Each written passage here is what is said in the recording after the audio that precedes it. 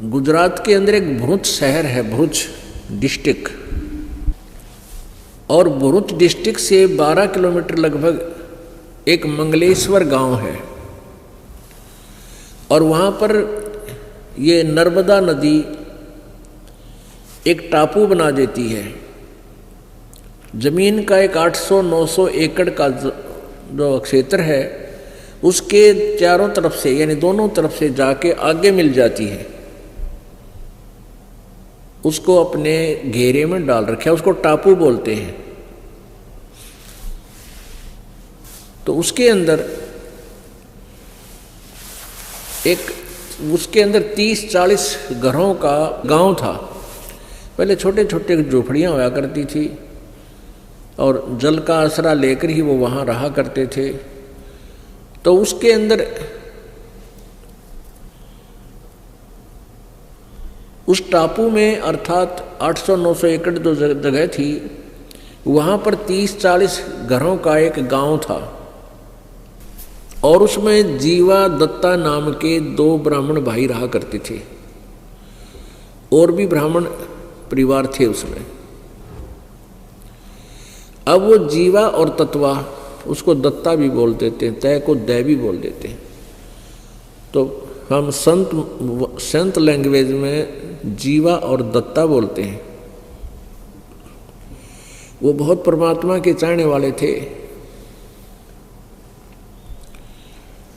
परमात्मा की चाह के अंदर वो इतने मगन थे कि जगह जगह जाते थे, संतों के सत्संग सुना करते थे। अब जहां भी वो जाते थे तो ये बताया जाता था कि गुरु बिन मोक्ष नहीं हो सकता, और फिर ये भी कहते थे कि पूरा गुरु हो, क्योंकि परमेश्वर कबीर जी से भयभीत होकर के वो सभी संत मंडलेश्वर ब्राह्मण ऋषि ये शब्द भी कहने लग गए थे कि अभी गुरु पूरा हो, पूरे बिना बात बने कोई नहीं। और अपने आप को फिर पूरा सिद्ध करने के लिए बहुत से उदाहरण दिया करते थे।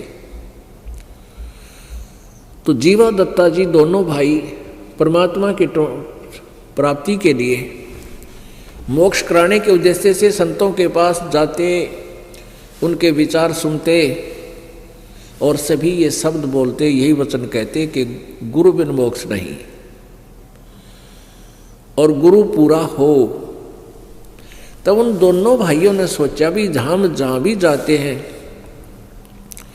जिस भी ऋषि महर्षि के, संत के, मंडलेश्वर के, गुरु के, ब्राह्मण के वचन सुनते हैं, हमने तो वो सारे अच्छे लगे हैं। यानी प्रत्येक संत ज्ञान देता है, भगवान की चर्चा करता है, हमें तो सभी अच्छे लगते हैं। लेकिन ये पहचान हम कैसे करें कि इनमें पूरा कौन सा है? सभी अपने आप को पूरा बताते हैं, इनकी वे ऑफ वर्शिप भिन्न भिन्न है, इनके ज्ञान में भी अंतर है। तो ये कैसे निर्णय करें कि गुरु पूरा है? तो उन्होंने सोचा भी देखो मनुष्य जीवन बार बार मिला को नहीं, क्योंकि ज्ञान जो सत्संग सुनाया जाता है, जो जहाँ भी कोई सुनाता है, तो यही कहते हैं भी मानुष जन्म बार बार प्राप्त नहीं होता। 84 लाख योनियों के अंदर धक्के खाकर दुख उठा करके एक बार मानव शरीर प्राप्त होता है, और मानव शरीर प्राप्त करके परमात्मा की भक्ति नहीं की तो जीवन व्यर्थ हो जाता है।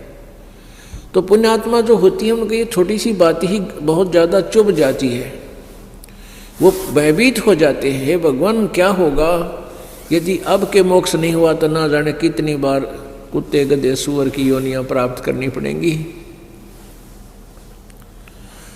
इस दृष्टिकोण से इस मानव जीवन को सफल करने के उद्देश्य से जीवा और दत्ता ने अपने आप सोचा कि हे भगवान हमें पूरा गुरु मिलाओ। हम पूरे गुरु को समझ नहीं पा रहे हैं, कैसे पहचान करें? तो उन्होंने आप पर एक डिसीजन ले लिया, एक वट वृक्ष की यानी बड़ की एक सूखी लकड़ी वह नीचे पड़ी थी टूटी हुई काफ़ी दिनों से, उसको उठा के अपने आंगन में जैसे पौधा लगाया करे, जो बना के गड्ढा खोद के और उसमें लगा दीवा गाड़ दी वो सूखा खूंड। और फिर उन्होंने के विचार किया कि इस सूखे खूंड में, इस सूखी डारी में, टहनी में हम मंडलेश्वर संतों के चरण धो के और चरणामृत डालेंगे। यदि चरणामृत डालने से यह सूखी टहनी हरी होगी, हम उसको पूरा गुरु मान लेंगे।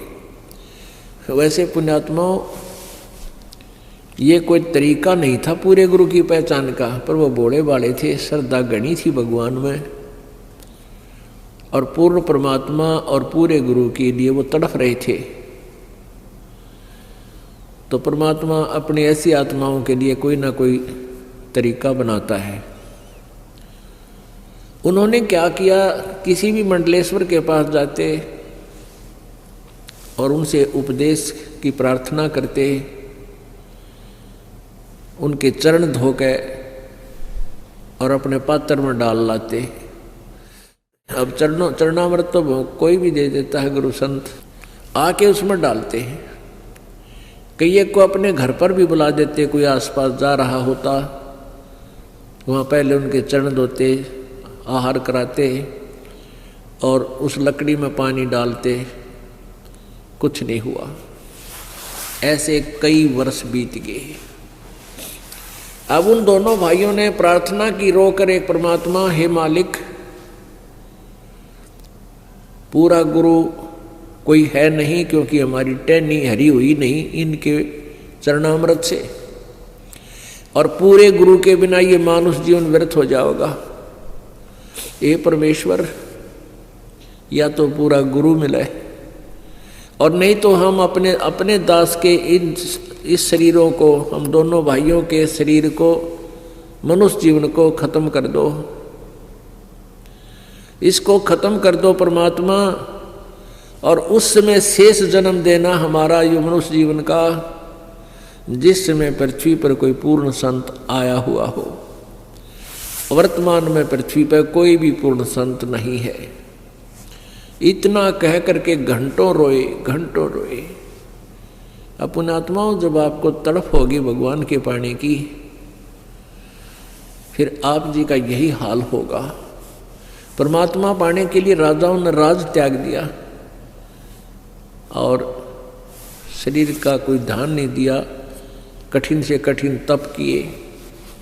तो उसी सतिथि, ये सतिथि उन्हीं पुण्यात्माओं की होती है जो पुनर्जन्म से भी भक्ति करते हुए आ रहे हैं। कहते हैं, संतों से साधा से ती मस्करी और चोरा नाल खुशहाल, ये तो मल अखाड़ा जीतेंगे युगन युगन के माल। ये जो निकम्मी आत्मा है वो संतों के साथ बदमाशी करते हैं, मजाक करते हैं, उनको तंग करते हैं, और उन चोरा नाल खुशहाल जो नकली संत हैं, बकवाद करते फिर हैं, उन तरह जी रहे, उनके साथ प्रसन्न रहते हैं और कहते हैं मल अखाड़ा जीतेंगे ये युगन युगन के माल। माल मीन रेसलर, पहलवान। पहलवान वही होता है जो पहले एक्सरसाइज करता है, प्रैक्टिस कर रहा होता है। तो आप कई जन्मों से ये रिहर्सल करते आ रहे हो, आप कई जन्मों से भगवान के अखाड़े के माल हो, पहलवान हो। तो ऐसे ही वो जीवा और दत्ता भी वो युगन युगन के माल थे। उन्हीं में ये प्रेरणा होती है परमात्मा के पाने की। जैसे मीराबाई युगन युगन की माल थी, ना समाज देखा, केवल भगवान देखा, चाहे कुछ भी हो, मारो चाहे छोड़ो। तो ये माल होते, ये पहलवान थे मालिक के पाड़े के और सफल हुए।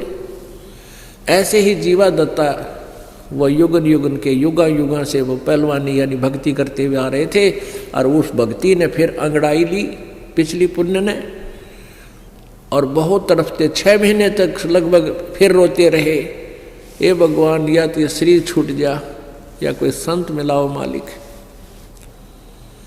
एक दिन क्या हुआ, परमेश्वर कहते हैं, सो छल छिद्र मैं करूं अपने जन के काज,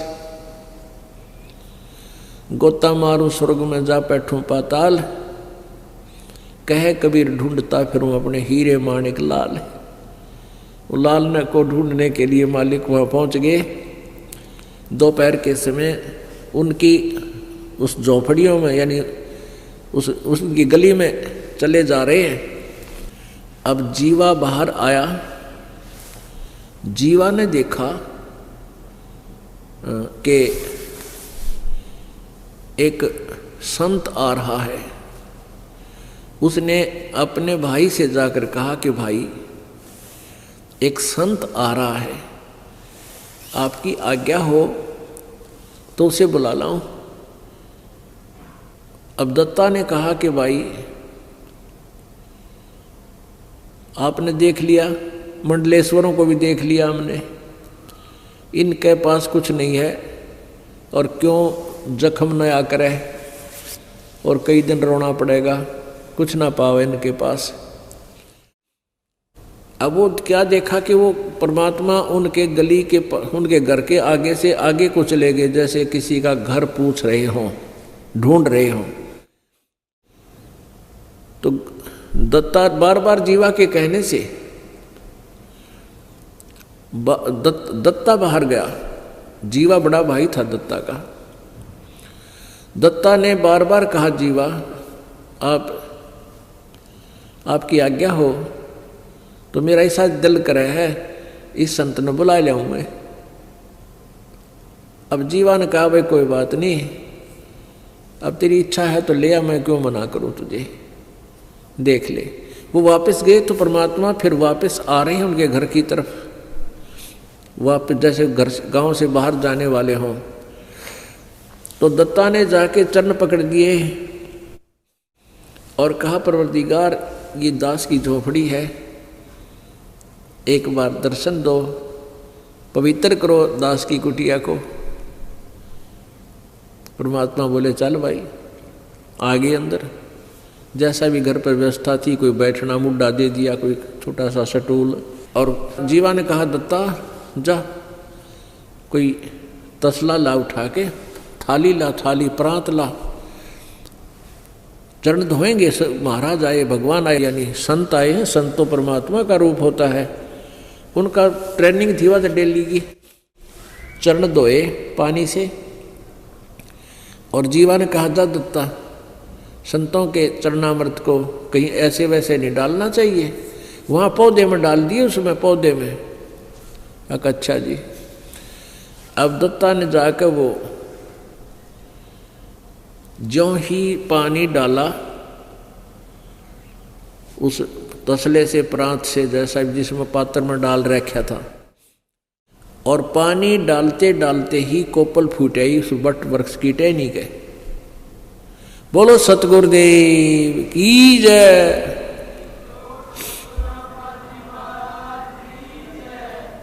अब दत्ता ने आवाज लगाई, जीवा दौड़ के आना, जीवा जल्दी आ। जीवा गया। क्या देख भगवान आ गए, आज जिसकी चाह थी वो मिल गया हमारे को। अब देखे थोड़ी देर में पूरी कोपल फूट गई है, इतने लंबे लंबे पत्ते हो गए, सूखी टहनी गए। अब दोनों ने एक एक पैर पकड़ लिया, एक एक पैर पकड़ लिया, रोआ बुरी तरह, मुंह की तरफ देखे, भगवान आप कहाँ छुपे थे,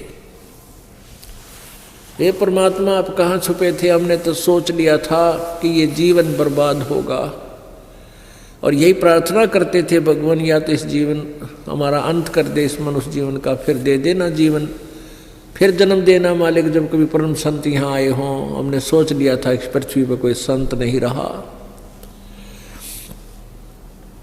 परमात्मा ने कहा कबीर जी ने कि भाई बच्चा, अगर पृथ्वी पर संत ना होगा, इसमें आग लग जाएगी, यहाँ रह नहीं सकता प्राणी। ये तो संत यहाँ मैं रखता हूँ एक आध अपना भक्त, प्यारी आत्मा, या स्वयं आता हूँ, जिससे पृथ्वी पर बैलेंस बना रहता है। और बेटा जब पृथ्वी पर संत नहीं होगा तो इसमें आग लग जाएगी, पूरी पृथ्वी कट कर मर जाए, आपस में इतना बुरा हाल हो जाएगा। तब उन्होंने कहा कि हे परमात्मा, हमने तो आपकी बहुत इंतज़ार करी, आप नहीं आते तो हम 6 महीने और ज़्यादा जीवित रहते, क्योंकि सूख का कांटा हो गए थे और उनका जो है बुरा हाल था। अब दोनों ने उपदेश लिया। अब उपदेश लिया, ज्ञान सुना, सबसे न्यारा ज्ञान और सबसे न्यारा भगवान। उस ज्ञान से परमात्मा आते रहे, उनको ज्ञान सुनाते रहे, आते रहे, ज्ञान सुनाते रहे। कुछ दिनों में वो ज्ञान से परिपक्व हो गए। वो उस ज्ञान को फिर सुनाने लगे अपने ब्राह्मण वर्ग में। अब ब्राह्मण वर्ग तो राम और कृष्ण तो परमाने को नहीं, शिव जी तो ज़्यादा किसी की सुने नहीं, भैरव भूत की भी पूजा करवावे।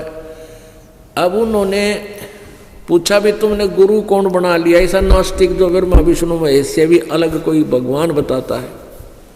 तो उन्होंने बताया कि बनारस में, काशी में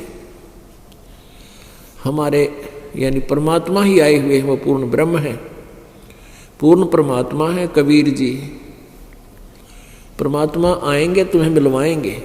तो परमेश्वर फिर आगे अपने भक्तों को संभालने के लिए जीवा दत्ता ने गांव वालों से कहा कि आ जाओ, आज भगवान आए हैं। अब ज्ञान तो सुना नहीं, शुरू से ही पूछने लगे तू कौन है, तेरी जाति क्या है। वो ब्राह्मण लोग बोले तूने हमारे भाइयों को, हमारे धर्म के लोगों को मिसगाइड कर दिया है, तू मुसलमान है या क्या है। परमात्मा ने कहा जात ना पूछो संत की, पूछ लीजिए ज्ञाने, मोल करो तलवार का, पड़ी रहने दो म्याने। लेकिन नहीं माने। परमात्मा ने कहा भी मैं जुलाहा हूँ और कबीर मेरा नाम है और काशी में रहता हूँ। वैसे मेरा मूल ठिकाना सतलोक है। अब सतलोक उन न सुना नहीं कदे, वो सतलोक न समझ के कहने लगे अच्छा धानक है तू, धानक है? कहाँ पक्का धानक हूँ भाई, सारी सृष्टि की रचना बनाने वाला भी मैं ही धानक हूँ और कपड़े बुनने वाला यहाँ पर भी मैं धानक हूँ। सब उठकर चले गए। फिर उनका एक मीटिंग हुई, पंचायत हुई। कहने लगे भाई जीवा दत्ता को जाति से डाल दो, ये तो धानक का चेला बन गया, इसने तो हमारे जाति का नाश कर दिया, एक शूद्र का चेला बन गया, हम कहाँ मुंह दिखाएंगे। उनने कर दिया फैसला, सुना दिया फरमान कि जीवा और दत्ता का आपस में भाईचारा बंद, ओका पानी बंद और कोई नहीं बात करे इनकी। इन तय सब जगह चिट्ठी लिख कर भेज दी। अब दोनों बहुत दुखी हो गए। लेकिन ज्ञान ऐसा है परमात्मा का, सारा संसार रुष्ट हो जावे, ये मार्ग नहीं छूट सकता। फिर वो माल थे मीराबाई की तरह, युगन युगन के माल थे, पहलवान थे, और माल वही हो जो सब ने ढा दे। तो उनको कोई यूँ तो हुई कि ये होता गया गलत, फिर कोई बात ना, परमात्मा चाहिए हमने, वो मिल गया। फिर क्या हुआ कि जीवा के लड़का था और दत्ता के लड़की, दोनों विवाह योग्य हुए। अब कोई ब्राह्मण हाथ टेकन दे नहीं, बालकों का ब्याह क्यों करें। परमात्मा आए, चिंता व्यक्त की कि प्रभु ऐसे ऐसे समस्या आ गई हमारे सामने। वैसे तो आपके दास समर्पित हैं, आपके बच्चे भी ज्ञान को समझ चुके हैं, ऐसी तो कोई बात ही नहीं है, हमारे बिना ब्याह रह जाएंगे तो भी कोई दिक्कत नहीं हमने। आपके ज्ञान से हमें प्राप्त ज्ञान हो गया, पता लग गया कि 1 लाख पूत 1.25 लाख नाती, उस रावण का दीवान बाती। इस वंश चला के देख ले, 1 लाख बेटे थे रावण का, को दीवा लावणिया भी कोई ना, वंश शेष रहा नहीं, या तो सब ने जाना है। लेकिन इन लोगों ने हमारे साथ बुरा कर दिया, इन ब्राह्मणों ने हमारी हुक्का पानी बंद, भाईचारे से हम अलग कर दिए। हमारे बच्चों के रिश्ते भी वो ये नहीं लेते, ना करते। परमात्मा बोले तुम एक काम करो, जगह जगह जाकर कह दो भाई या तो हमारे बच्चों का ब्याह करवाने दो, और नहीं होने देते हो तो हम इन दोनों बच्चों की शादी कराएंगे आपस में। जीवा का लड़का दत्ता की लड़की, इन दोनों का ब्याह आपस में करेंगे हम, और क्या करें। अब उन्होंने ऐसा ही एक प्रोपगंडा फैला दिया। अब ब्राह्मणा की फिर पंचायत हुई, भाई यू जमानास हो गया, बाण भाई का ब्याह होगा कि तुम मुँह दिखावांगे। उनकी पंचायत होगी। कहने लगे अब के विचार किया कि भाई लड़का लड़की का के दोष है, गलती तो उन दोनों ने कम्या की है, तो हम ये तो अलाउड कर दो भाई लड़की का और लड़कियां की ब्याह अन्य स्थान पर हो सकता है। तो उन्होंने कहा कि ऐसे नहीं भाई, फिर तो कोई ब्याह ना करे, उनका तुम नो करो, लड़के और लड़की ने गोद ले लो और फिर हम ब्याह करेंगे। तो वो आए सारे इकट्ठे हो गए कि खबरदार दे तुमने आपस में ऐसा दीन भ्रष्ट किया तो, और ये लड़के लड़की तो हमारे हैं, ये लड़का लड़की हमें दो, हम इनको गोद लेते हैं, हम शादी करेंगे इनकी कितना करें ढंग से, तुमने इससे कोई लेना देना नहीं। वो बोले ठीक से ले जाओ, तेरे लड़का लड़की ने वह समस्या भी हल कर दी, ब्याह वाली भी परमात्मा ने। उन आप पे ब्याह कराया, दोनों बच्चों का बस सर दर्द भी हटा दिया, ब्याह का खर्चा भी ना होया। तो फिर थोड़े दिन वो सीधे हो गए, ज्ञान समझ मान ला गया धीरे धीरे, क्योंकि वो बच्चे जहाँ गए उन्होंने भी ज्ञान समझाया। फिर वो सारा काम सेट हो गया, बच्चे भी उनको दे दिए और परमात्मा